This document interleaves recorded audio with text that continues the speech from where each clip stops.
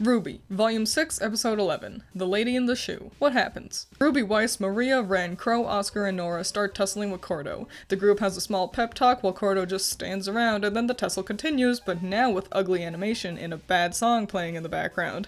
This goes on for 5 minutes until Ruby pretends she can't fly suddenly, and Cordo shoots the airship so we can cut away from a literal cliffhanger for some reason. Now that there's only 5 minutes left in the episode, we finally go back to the real threat as Adam chases Blake around. After a decent amount of bullying, Yang shows up to save the princess. She and Adam fight for a bit, during which Adam figures out the two seem to be more than just friends. He has a tantrum, Yang overdramatically blocks an attack instead of simply dodging it, and then she and Blake hold hands. Episode end. Okay, so most of this episode is a fucking waste of time. Cordovan does not matter. She isn't a reoccurring bad guy. She's racist and annoying, but not like an established antagonist. Hell, she willingly lets the heroes fly away with her airship after they handle the Leviathan during the finale. The bulk of this episode is dedicated to a fight that has no stakes and no tension. And that lack of tension is obvious too, because the cast is constantly jabberjawing throughout the encounter. You can't go 20 seconds without someone stating the obvious. Get off of me! Yelling out orders. You get back here with my man! Or screeching in fury. No, no, no! And like, it's kind of baffling because despite calling itself an action anime, this is the first real fight we've gotten since episode 7. I mean, I suppose Blake and Adam's encounter last episode could be called a fight, but it's so ugly and short anyway that it might as well not be. And I'm bringing all this up because if we have to wait 4 episodes to get another real fight, and then we spend so long on a fight that doesn't even matter, you'd think they'd at least try to make it good? Not only is it loaded down with constant chatting between the characters, but it's not even very engaging when the characters actually shut up and start throwing bows. The tactics are all mundane. Stand and shoot. Stand on robot and stab. That's it. Where's the creativity? Nora's grenades are doing jack shit. Why not have her weasel her way into the robot's circuitry and charge herself up on its electricity? Weiss is doing jack shit. Weiss, I need you on the ground so you can fly around on the bee and do nothing. Or how about you have Jean boost her aura and get her to summon an extra large armor guy to fight the mech? Like, there are way cooler things they could have done to make this fight fun. This whole sequence happens where Jean has to heroically protect Nora by taking the damage himself. Why? Why is Nora suddenly too stupid to notice the giant hand coming at her? Why did you... How did you not see the statue until you were literally a foot away from it? Get glasses, honey. Why doesn't Jean call out to her? Why does this happen at all? Why does RWBY just stop flying? She can fly. Her semblance apparently lets her do that now. We've seen her do way more impressive shit in her trailer, so why does she just stop flying? This is the most egregious example of the lazy, forced-in cliffhangers RT uses to build tension. RWBY becomes a fucking moron who lets herself be in danger for literally no reason except because the script said so. Especially because the problem is so laughably, easily solved next episode. She just jumps back up. Why even pretend this is a problem in the first place? And honestly, the same goes for the airship going down. Like, literally next episode just pretends the ship never got shot. It's totally fine, and they don't even mention how we were supposed to be worried about Oscar and Maria crash landing. This isn't bad writing and direction, it's embarrassing writing and direction. Finally, we go back to Blake and Adam. You know, the thing that actually has stakes, the plot point you built up so much last episode with Blake not responding, the thing we were all excited to return to after last episode. The weirdest part about RT's hard-on for cliffhangers is their utter incompetence when it comes to coming back to whatever had been teased in a timely manner. If you end an episode with a cliffhanger, start the next one with its plot continuing.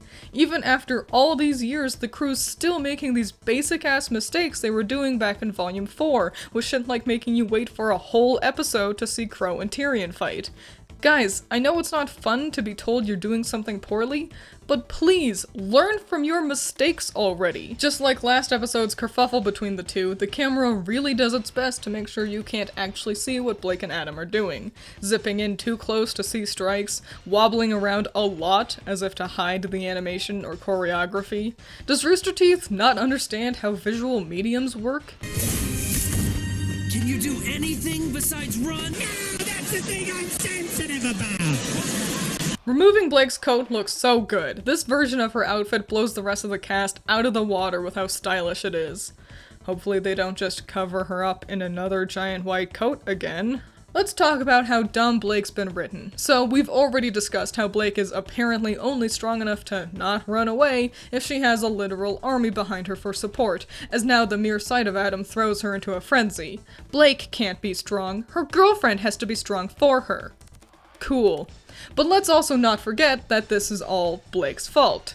Remember how she let Adam go last volume? Despite having an army to protect her and the police following him with a helicopter, Blake told Sun to let him go. She reveled in how now he gets to be the one to see what it's like to run away. She opted to be petty and get a personal victory over working with the legion of authority she had available to actually arrest Adam. And now she wants to play the victim that he followed her? She let him do that. Act bitchy all you want, you allowed him to get away and run free in the first place. Since Volume 4, Blake's character has been little else than a petulant, conceited cunt.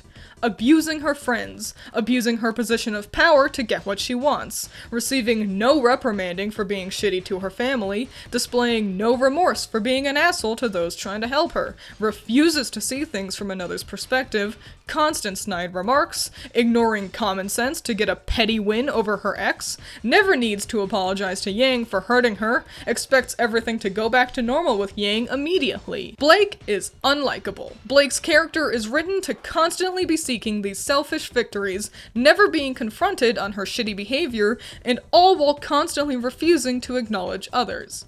I'm gonna yell at and hit Sun, even though he's just trying to help me. I'm gonna refuse to listen to Ilya's reasons for being with the White Fang and just tell her to stop caring about her parents' death and how the other girls at school laughed about it. I'm gonna let Adam go so he can be the one who's running, hee hee hee. Never mind how that means he could go out and hurt others or come find me again, because I seem to have forgotten that the whole reason I ran away from my friends in the first place was because Adam promised to destroy everything I loved. I find it impossible to root for such a conceited, unlikable, narcissistic, self-righteous character. In a better written show, Blake would be a villain. If RT wants me to actually like this character, then they have to start putting in the work to make her a good person. Simply putting her into a popular ship is not enough. Being pretty is not enough. Blake is a piece of shit person, and Rooster Teeth had better figure out how to fix that fast. Well, back on topic for this little scuffle, the only reason I'm really hoping Blake wins here is because Adam has transformed into a cartoon of an abusive incel. I hurt you because you make me. Alright. The actually threatening character we'd seen back in Volume 3 has vanished. Adam's a joke now, with no character beyond, I like hurting Blake, and no motivation beyond, I'm sad my girlfriend dumped me. He's a weak character with insufferable lines constantly falling out of his mouth. This show has a lot of issues with its writing, but Adam is so bad it actively pulls me out of the experience, and I'm just stuck listening to Garrett read the garbage script he's been given. You didn't leave scars. You just left me alone. What a weak sauce reveal of Adam's eyes. Since the Black trailer, the big question everyone had about Adam was, what's his face look like? And this is how you decide to reveal it? With him slowly removing his face coverings, us looking at Blake being sad for a bit, and then just deadass cut to him saying this flimsy line? Snore. Blake's new outfit got a better reveal. While we're on the topic of Adam's scar, let's discuss how poorly this whole thing was done. So, those look like letters across his face, and it only looks like SOC to me. Sock face. And those letters aren't explained at all. Due to holding on to the mystery of his face for so long just to kill him immediately after revealing it, no one gets the chance to talk about his sock face. Except that's really stupid because I was wrong. It's not SOC. It's SDC. Now what does SDC stand for? Save Dinosaur Children? No, it's Schnee Dust Company, except even if the letters on his face were clearer, there's no way you'd know that, because we've never seen the Schnee Dust Company abbreviated like that before. They just pretend these letters are supposed to matter to the audience, despite never introducing them to us before now. This scene falls so flat because of this complete lack of setup. It falls flat enough that they had to explain all of this with, like, tweets and interviews and stuff. Like, if it's something we should know, put it in the show, guys! If they wanted us to understand that the Schnee Dust Company scarred the boy, do it by using the symbol you've always used to represent the Schnees. Weiss's snowflake glyph. The Schneedust Company has always been represented with the image of the snowflake. It would have actually worked if that was plastered across Adam's face. And learning that Weiss's family business has ended up scarring the head of terrorism really makes you start to wonder why Weiss never gets to interact with Adam. Weiss and RWBY never even see Adam throughout his entire lifespan across the show. The closest they get is Blake mentioning an old friend when the group talk about Yang breaking Mercury's leg. Adam only exists around Blake. The only reason Yang interacts with him is because she has to be connected to Blake too. Adam is such a poorly implemented element to the story that most of the cast and half of the main team don't even know he exists. Hey, remember back in Volume 3 when they had Adam do a decapitation fake-out with Blake? Golly, that was exciting and threatening and cool. You know what would be a bad idea? Trying to replicate that, but way worse. Adam's faux decapitation was great not just because we all thought one of our title characters had been killed, but because they really went all out in selling it right. Adam's attack is quick. We get to see the result of his swing immediately, where Blake's head is already flying off the body. Swing cut. For a second or two, it was played straight, as if they had really done that. But then just before it overstays its welcome, the facade is dropped. Blake's shadow vanishes quickly, and the ruse is over. It all only takes about 5 seconds to play out, but the impact of its implication leaves a lasting impression on the viewer. But it seems they didn't know what had made that sequence hit so hard the first time, because their flaccid attempt to rekindle that impact here just ends up botching it. Adam telegraphs his attack with an excessively long growl to yell. The attack itself takes 3 whole different cuts to execute, making it read oddly to the audience while also having it feel like it takes a long time for him to actually swing. The angle of the landed attack is then really bad, where we've pulled out a lot, meaning we can't even see if his sword hit Blake or if he just got the dirt instead. And then we linger on that for a long time before Blake's shadow fades away. There's no music to help the scene out, and overall it takes 7 seconds to fail to trick the audience into thinking Adam stabbed Blake. And to top it all off, this version of the gimmick didn't even have the balls to make us think Blake was dead. Blake's been stabbed before. Hell, most of the cast have been shot before. This dramatic fake-out wasn't even for a death. It was for a simple attack. A single cut. An altogether shallow wound. If you don't know why a scene was successful before, maybe don't try to have lightning strike twice, eh?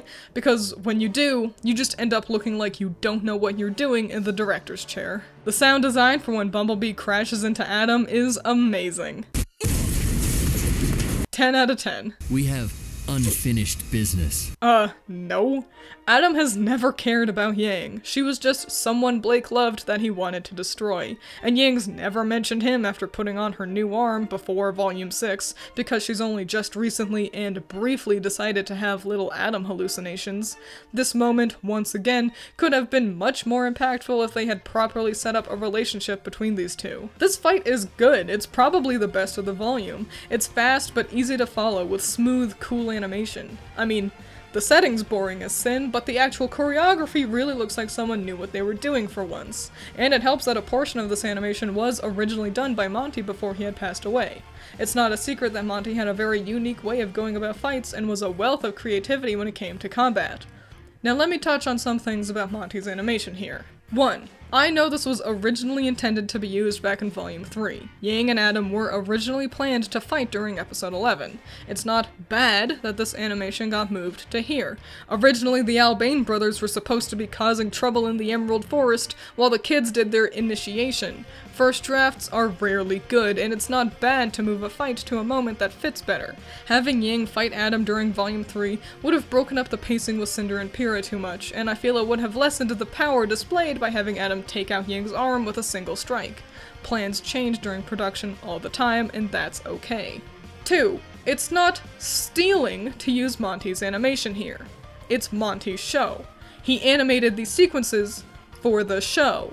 If someone animates a sequence for a company and then leaves the company, that company still has the rights to use that animation. It's how this shit works. Don't pretend RT are villains for using animations made by the creator for his own show in his show. 3. This isn't even the first time the crew have used Monty's animation after his passing. Everything Penny does in her fight with Pyrrha was done by Monty. Shane simply added her guns and then animated Pyrrha to react to what Monty had already done with Penny. Y'all weren't pissy about it then, don't act like it's any different here, because it's not. 4. Quite frankly, it's not even that much of Monty's animation, only 9 seconds worth, and all of it had to be redone to work in the Maya engine. It still looks nice, but it doesn't even make up the bulk of the fight, and really the coolest part wasn't even something he did. And 5. Honestly, I think it's a good idea for the crew to be looking at, studying, and using Monty's animation when they can. It's no secret they've struggled with combat since his death, but having the animators sort of replicate Monty's work to learn some techniques from his animation could then allow them to improve. Having the opportunity to work directly with Monty's choreography makes for a more satisfying product for the audience, and allows the animation team to study some of what made Monty's fights so cool. It's exactly like an artist making fan art. By referencing the art you like, you're learning how they did the elements you were fond of so you can implement those into your own art. It's not theft to study how someone else did it. It's not theft to have Monty's animation in the show he created. Now do me a favor and don't leave a comment about how pissy you are about this animation being here. I'm not wasting my time on that shit. Adam's Moonslice being this ugly 2D blob looks bad. Like, it just does not look good. PS2 games look better than this. Why don't they get to turn the world black and red anymore? That was really impactful, and this is lame. Blake takes so long to explain Adam's semblance. It's so distracting that he's just off-screen not moving so the girls can chat. This should have been explained before the fight started. Also, I'm annoyed that they never give Adam a different weapon to use. His semblance lets him channel his damage through any weapon. Homie could be moonslicing people with a fork if he wanted to. I'm disappointed we never get the chance to see him obtain someone else's weapon and make it all glowy and red with his semblance. That would have been neat. Good animation alert. During this whole encounter, Adam does a lot of great and clear face acting. When he looks back and forth between the two girls and figures out, hey, I think there's more going on here than just friendship, it's obvious just by his animation. Without dialogue, we get to see Adam deduce the two's relationship, and even though the audience didn't get to see that relationship begin, it's still clear what Adam's figuring out with these shots. The animation between these three across the next 2 episodes are doing the real legwork on letting the audience in on the fact that Bumblebee's become a thing now. While I still think there should have been some real setup on the relationship, the animation is still doing a great job at what it sets out to do here. So, the big moment of the whole deal with Yang and her lost arm is to have her just put her new arm at risk, blocking an attack? How did anyone think that was a satisfying conclusion to this pretend rivalry? Yang's block is so overdramatic, and we linger on it for so long, but it's just like, why didn't that one cut off your arm?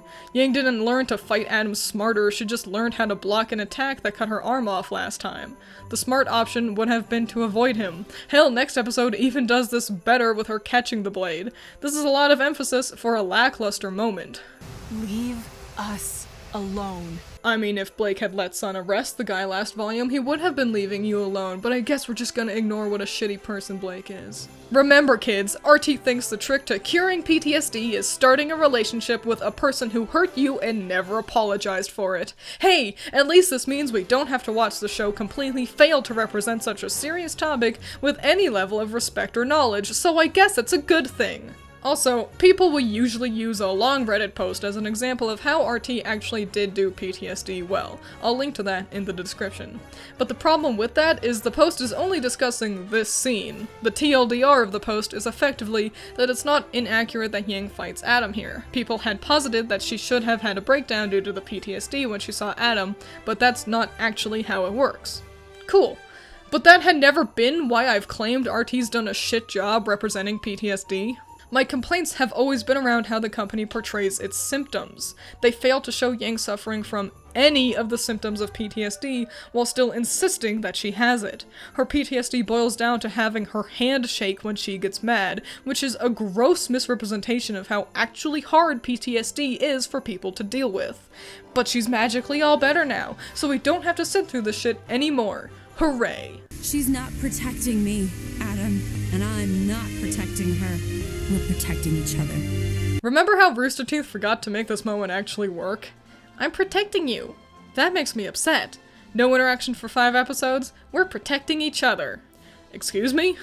Much like the rest of Bumblebee's relationship, this line has no setup for it to successfully hit home. There was no follow-up or conclusion to Blake swearing to protect Yang. From what we see, Blake just decides they'll protect each other on her own without interacting with Yang about it at all. And it's such a simple fix, too. Literally, there should have just been one scene while the kids were at Argus where Blake and Yang talk about protection. Yang, I'm sorry if I hurt your feelings by saying I'll protect you. I know you're stronger than me. You don't need my protection. That's not it. Blake, the only reason I was able to get back on my feet after Beacon fell was because I knew I needed to protect you. Yang, I don't want you protecting me. You'll just get hurt again. No, I won't! Silence. One of them awkwardly leaves, or they go back to looking for Oscar or something.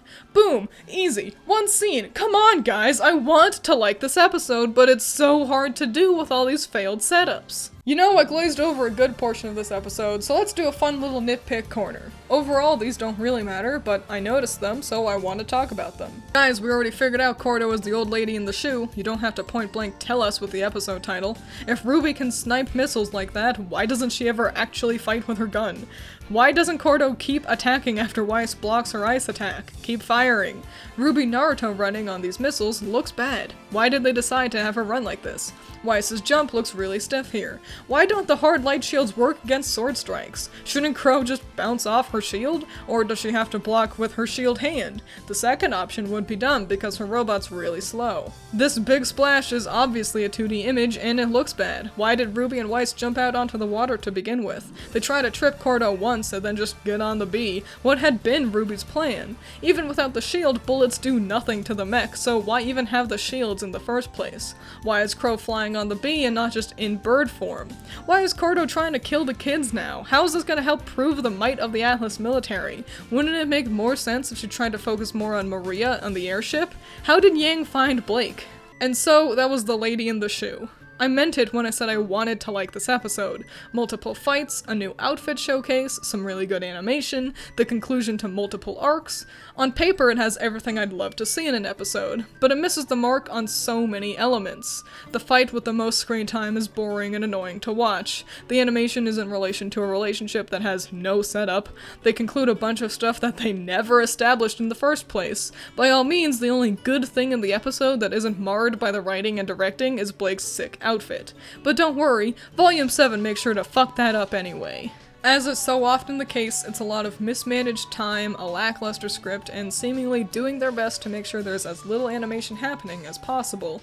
I guess I must concede in this episode's favor that when I think of the episode, the first thing I recall is the epic fight between Yang and Adam. I stand by my assertion that their scuffle is the best of the volume, but really, if I go into the Lady of the Shoe, I'm just excited to watch a 1 minute long fight in the last quarter of the episode, and even then the combat stops for 12 seconds to explain Adam's semblance to the audience. The good of the episode is what sticks with you, but that doesn't mean you can ignore the 13 minutes of meh around it. It would truly be beneficial for the crew to learn how to prioritize the important parts of the story.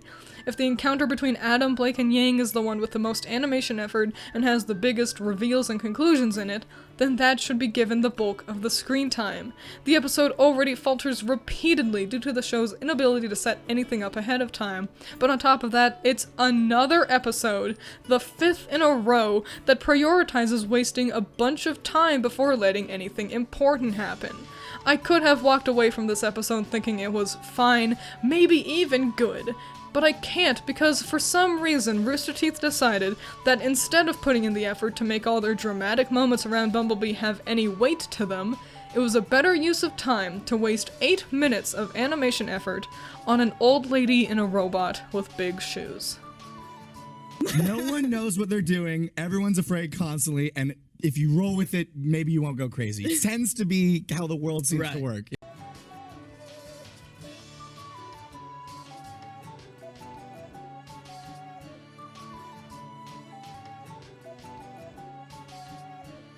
Adam's moon slice being an okay, sorry, I just noticed that I really peaked there. I don't know why. On letting the audience in on the fact that Bumblebee's "Are you fucking me?" You stop! Stop texting me! Jeez!